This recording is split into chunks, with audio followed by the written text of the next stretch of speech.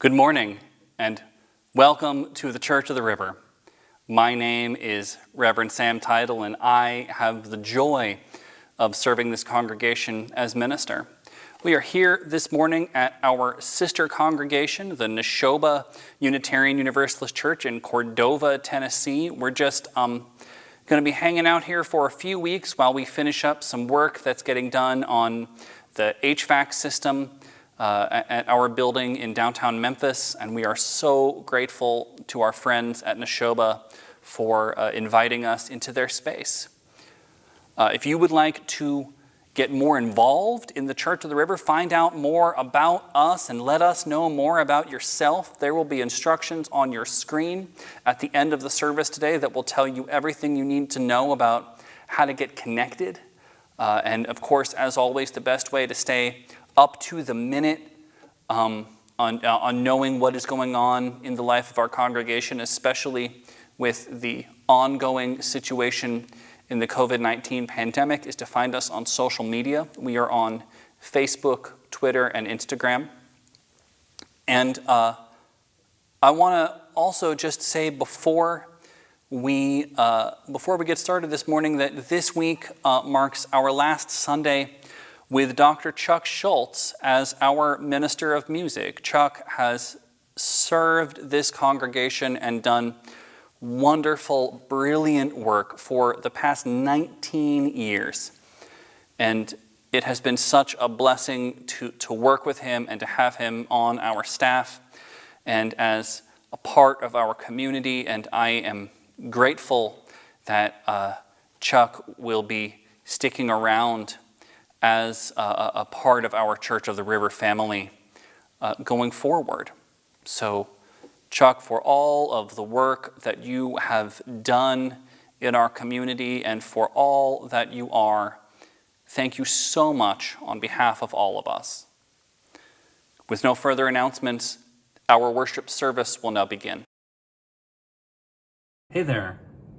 I just wanted to add this quick extra note. It is now Friday, so we already finished recording, but I wanted to just jump in here and extend a special welcome to our friends from the Unitarian Universalist congregation in Jackson, Mississippi, who are joining us this morning.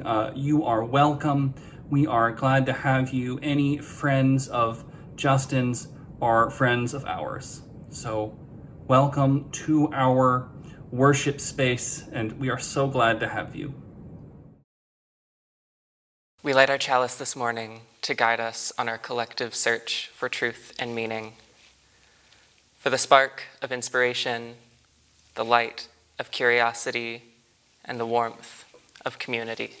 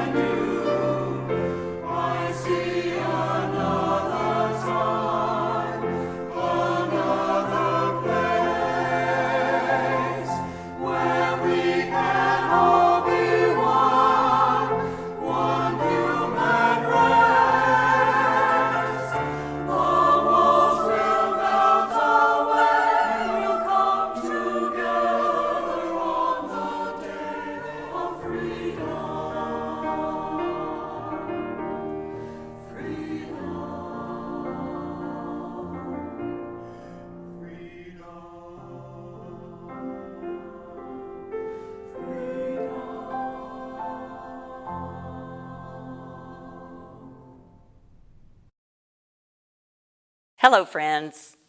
I'm here at Neshoba this week to share with you my thoughts about today's worship theme. It's a little complicated. The theme for the month is improvisation. The theme for our photos today is making it up as you go along. And the text that Reverend Sam is using is the story of Rahab from the Hebrew Bible. I think the idea that I took away from all of those things at the same time is how sometimes more than one thing can be true at the same time. Sometimes the good guys are also the bad guys in the story. Sometimes the good actors have very bad reasons for being good. And sometimes the bad actors have really good reasons for being bad. Sometimes we call that yes and thinking. Yes, if I need to attach a nail to the wall, the best tool is a hammer.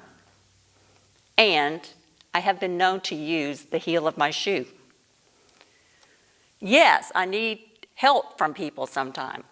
And sometimes I really don't like the people that are helping me.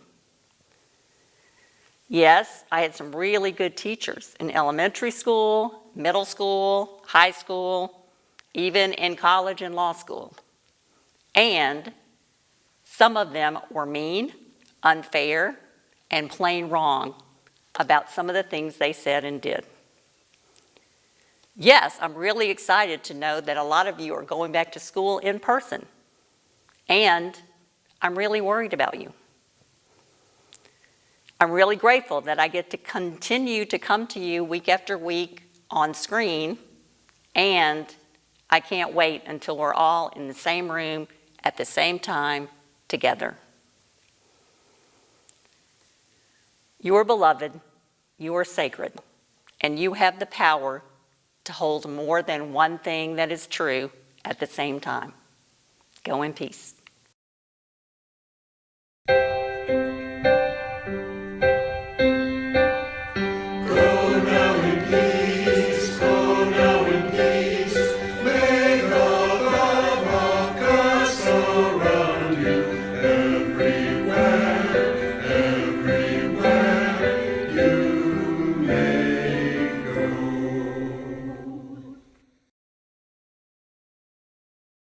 Our first reading is from the second chapter of the book of Joshua. Joshua, son of Nun, sent 2 spies out from Shittim secretly with orders to explore the country. The 2 men came to Jericho and went to the house of a prostitute named Rahab and spent the night there. It was reported to the king of Jericho that some Israelites had arrived that night to explore the country. So the king sent to Rahab and said, "Bring out the men who have come to you and are now in your house. They are here to explore the whole country." The woman who had taken the 2 men and hidden them replied, "Yes, the men did come to me, but I did not know where they came from. And when it was time to shut the gate at nightfall, they had gone. I do not know where they were going, but if you hurry after them, you will catch them." In fact, she had taken them up onto the roof and concealed them among the stalks of flax which she had laid out there. The messengers went in pursuit of them down the road to the fords of the Jordan, and the gate was closed as soon as they had gone out.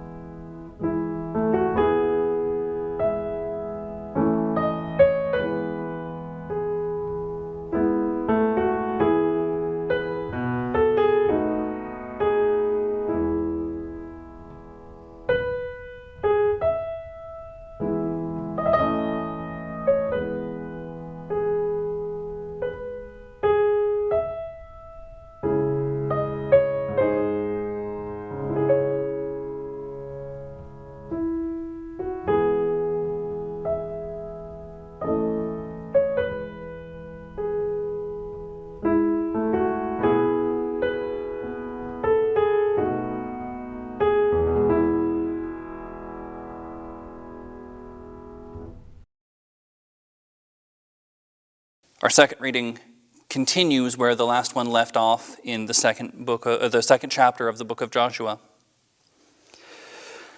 The men had not yet settled down when Rahab came up to them on the roof and said to them, "I know that the Lord has given this land to you. The terror of you has descended upon us all, and that because of you the whole country is panic-stricken. For we have heard how the Lord dried up the water of the Red Sea before you when you came out of Egypt, and what you did to Sihon and Og, the two Amorite kings beyond the Jordan, whom you put to death. When we heard this, our courage failed us. Your coming has left no spirit in any of us. For the Lord your God is God in heaven above and on earth below. Swear to me now by the Lord that you will keep faith with my family as I have kept faith with you. Give me a token of good faith. Promise that you will spare the lives of my father and mother, my brothers and sisters, and all who belong to them. Save us from death." The men replied, "Our lives for yours, so long as you do not betray our business. When the Lord gives us this country, we will deal honestly and faithfully by you." She then let them down through an opening by a rope, for the house where she lived was on an angle of the wall. "Take to the hills," she said, "or the pursuers will come upon you. Hide yourselves there for 3 days until they come back, and then go on your way." The men warned her that they would be released from the oath she had made them take unless she did what they told her.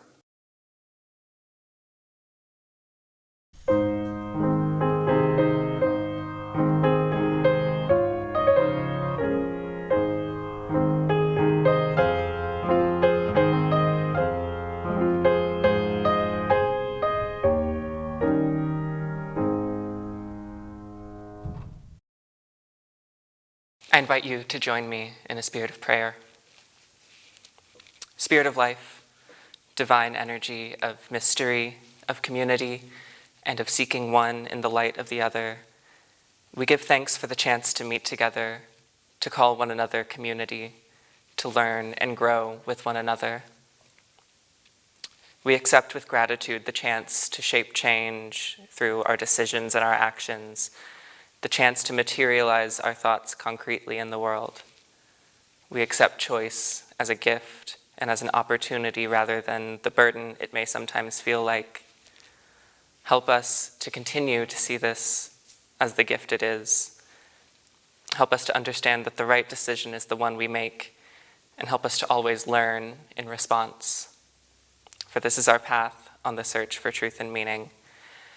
As we ever reach towards progress, both in our interiority and in our world more largely, often simultaneously, let us not see our mistakes as setbacks, but instead as lessons. In appreciation for this gift of learning, we pray. Amen. So this is a bittersweet day for us because our own Lindsay Donnelly-Bullington is leaving us, but for a wonderful reason. She's going to Boston University Theological School to begin the academic part of her journey towards Unitarian Universalist ministry.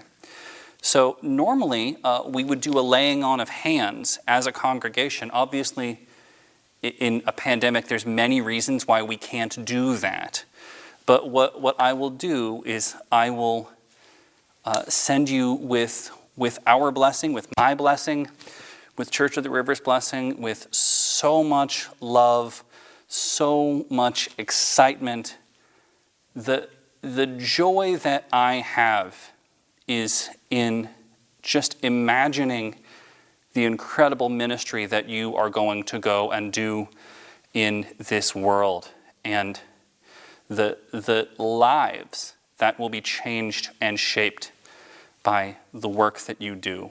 And it is a joy and a blessing for all of us to get to be some small part of this journey that you were on, and to get to be your sponsoring congregation. So go with our blessing, with our hopes and our prayers. You are beloved, you are sacred, you are powerful. Go in peace.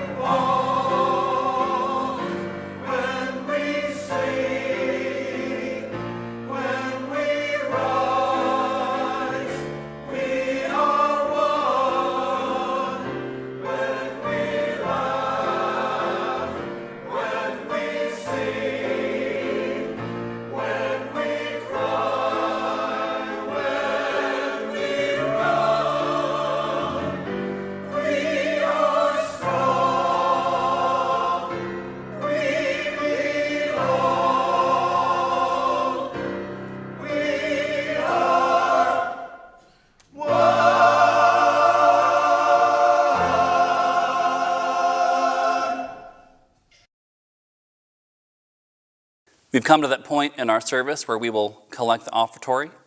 If you are feeling moved to contribute to this congregation this morning financially, there will be instructions for how to do so on your screen.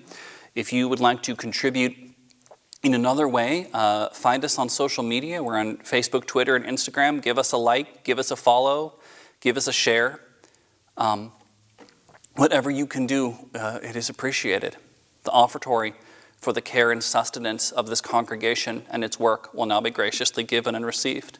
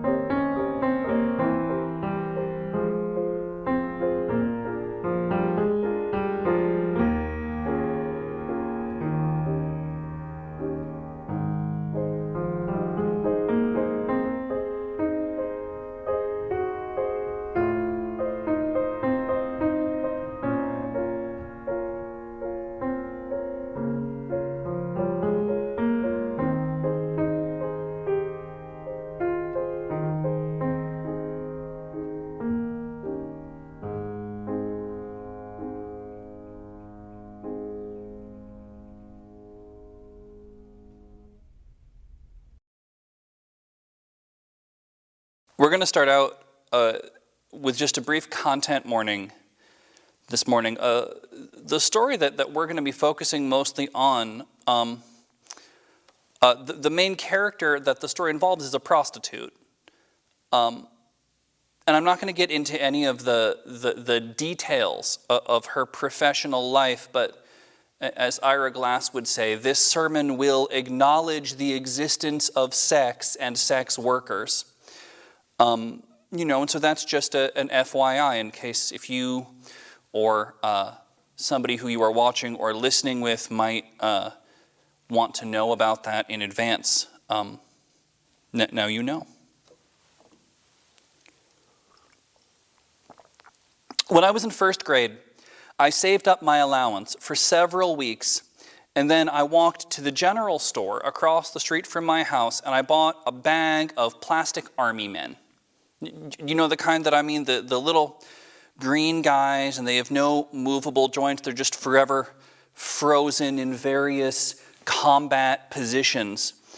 And this was a very big deal to me because as a general rule in my house growing up, you weren't allowed to have war toys. So I was only allowed to buy the army men after many hours of strenuous negotiations with my parents. And I think I was so excited about the army men, and I loved playing with them so much precisely because they were usually not allowed.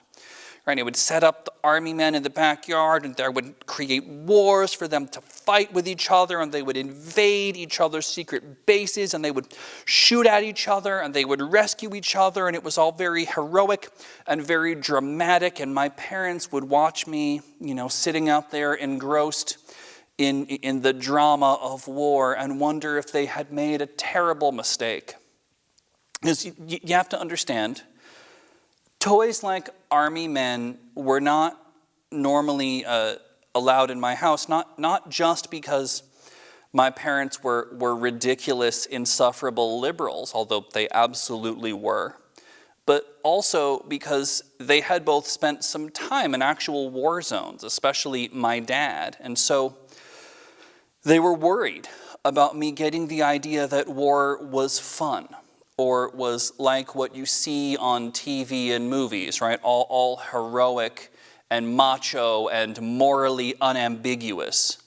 And my folks knew from personal experience that those images that you see on TV are very convenient if you are a politician who is trying to get people to let you start a war or trying to get people to come fight in the war that you started. But the reality of war is unspeakably horrible. And it is therefore deeply problematic to tell children of all people that war is a game. And I've been reflecting on all this lately as I've been looking through the books of Joshua and Judges in the Hebrew Bible. These are the two books that chronicle the Jewish people entering the Promised Land and fighting many wars and battles with the people who live there. And what I found so interesting about these two books is that they are in some ways shockingly honest about the brutality and the chaos of war, right? They do spend some time extolling the virtues of their side, but they don't shy away from the parts that are scary and gruesome.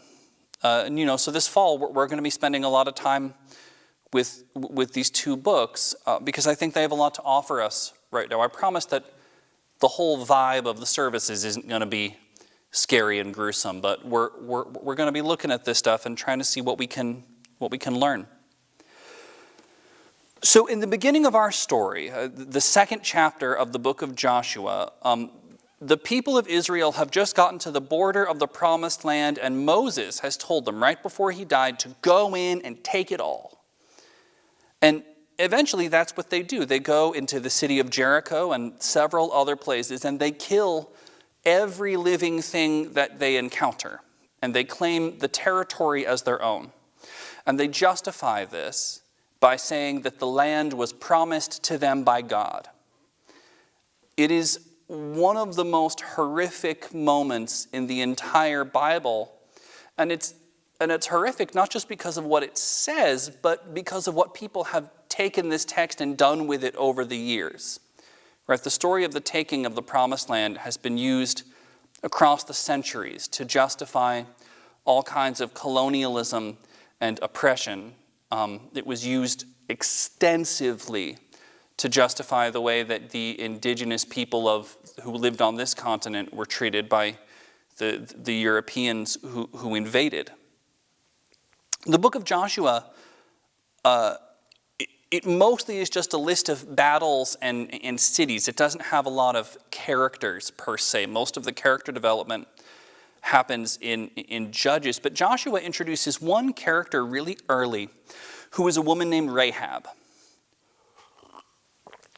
Rahab lives in the city of Jericho and is working as a prostitute. It's funny, when people preach about this story, we skirt around the part about Rahab, right? Because in church, we get really uncomfortable talking about Rahab's profession. We feel perfectly comfortable, it would seem, talking about, the people who we are at least ostensibly rooting for, destroying entire cities full of people, right? I've been wondering lately, what it says about us, that we feel better talking about mass murderers than about sex workers. So Joshua, who is the guy who took over the leadership after Moses died, is about to lead the people in attacking the city of Jericho, but first he sends in 2 of his soldiers to case the joint. And while they are there, they stay with Rahab. And the book doesn't explicitly say whether or not the men are part of Rahab's clientele, but it doesn't go out of its way to say that they weren't, which I feel like it would if it could. And so the king of Jericho finds out about the spies in the city, and he sends his people to Rahab's house to arrest them, and Rahab covers for them, right? She hides the spies on the roof of her house, and she tells the king's messengers they've already left, hurry up and you can catch them. And then she helps the men sneak out of the city and tells them where to hide. But before they leave, she says, look, I saved you. Now you need to save me and my family when you and your people invade the city. And the spies agree, and they are able to escape, and they get back to their camp, and they report to Joshua, and they tell him about Rahab and what she did for him. And then a few chapters later, before Joshua gives the order to sack the city of Jericho, he does make sure that Rahab and her family are safe. So Rahab saves the men's lives, and in doing so also saves her own life and those of her family. And it really needs to be said, I think, that these 2 men don't get nearly as much scrutiny as they deserve. right? Like, setting aside that they were laying the groundwork for the destruction of an entire city, they are also terrible spies, right? Like, they arrive to check out, the place, and the first thing they do is go to Rahab's house, which almost certainly means that they arrived in Jericho and immediately started trying to figure out where they could find somebody like Rahab, which is probably what tipped off the king in the first place.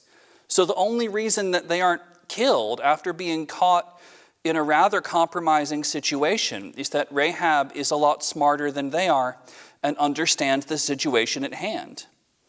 And, on the rare occasions when Rahab's story is preached, the message is usually, even somebody as base and disgusting and forgettable as Rahab can sometimes do the right thing and help the right side.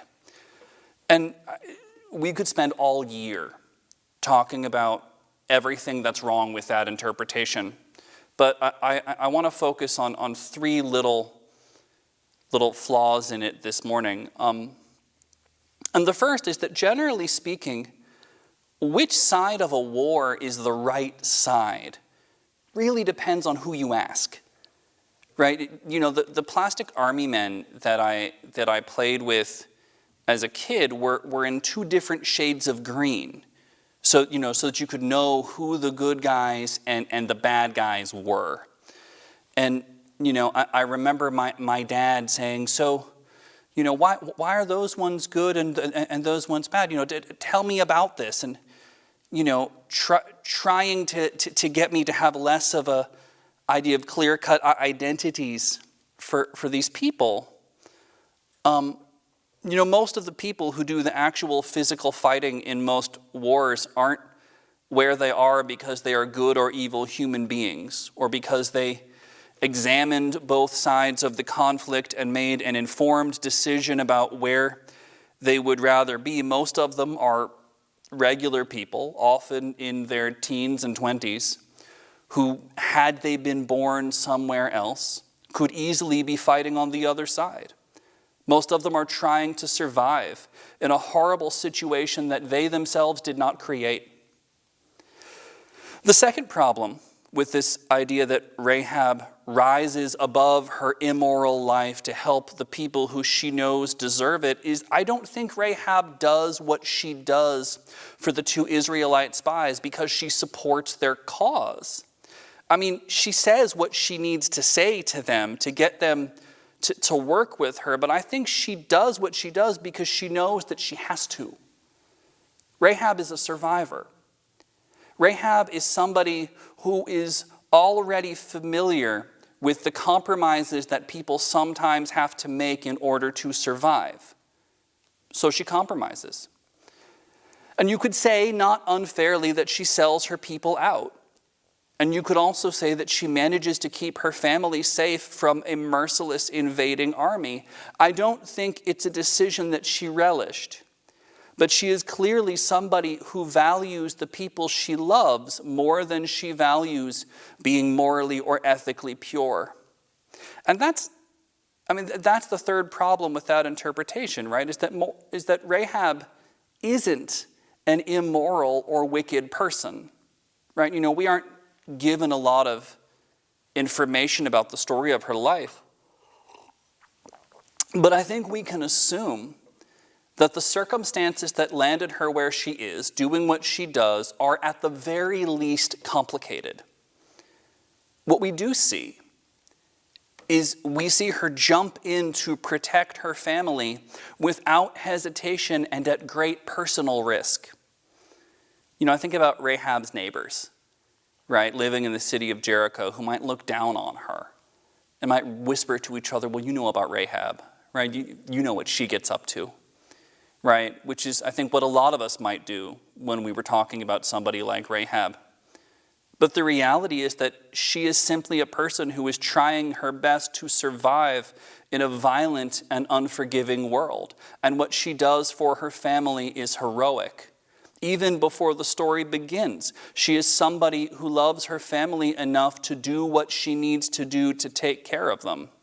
I think it's easy. I think it's too easy to say, Rahab, before and after what happens to the city of Jericho, compromises what is right in the name of self-preservation. I think that all of us, at some point in our lives, may be put in the position where we are asked to make compromises that we thought we would never make in the name of protecting that which is most dear to us. And all of us hurting, imperfect, surviving people can give each other a little grace and can accept and celebrate each other and give thanks that we have all survived until now, and be glad that the love that we have for our people is more important than the ways in which we have fallen short of our loftiest ideals. Just want to say one more thing before we finish up. And that's, I, like many of you, have been watching this week as the United States military withdrew from Afghanistan and the Taliban retook the country with staggering speed. And I'm not about to try and pontificate about how this could have been done differently or not. That's not something that I feel qualified to speak about. I have read a lot of writing by many very smart people that have taken many different stances on many aspects of that issue and seen a lot of good points. But what I can tell you is that war has been going on for the majority of my life, right? It started when I was a freshman in high school, not so very long after I bought that bag of Army Men, really. For my generation, this conflict has hung over us for our adolescence and a good chunk of our adult lives. I have had beloved friends who fought in this war, and I have had beloved friends who were arrested for protesting this war. So it's hard to know what to say with it ending, especially with it ending in the way that it is. But when I look at what we are seeing, the images that we are seeing, I think a lot of what we're seeing is people like Rahab, people who are trying to survive. Right, the Afghan military forces, the American military forces, the people trying to get out of the country, the scrambling politicians, and yes, even the Taliban fighters. In all of these cases, some of the people we are seeing may have landed where they are because of things that they believed in very strongly. And a lot of them are just doing whatever they have to do to stay alive and to keep the people they love alive. And so my prayer for all of us is that we can see that when we look at them. We can see people like Rahab, who spent her whole life doing whatever was necessary for her people. We can see people like the people of Israel, who followed instructions and did terrible things in order to secure a place for their community. We can see human beings who are struggling and who are deserving of compassion. And we can let that compassion for all of these survivors be the thing that guides us forward. Amen.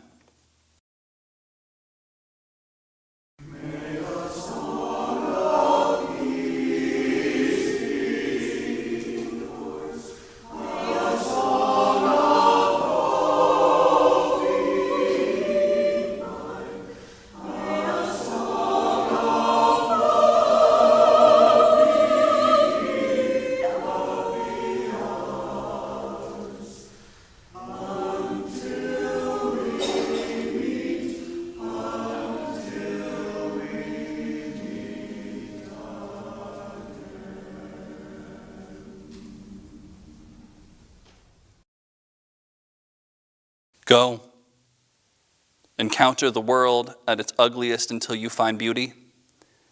Go, encounter the world at its cruelest until you find compassion. Go, encounter yourself at your worst until you find that you are a beloved child of God.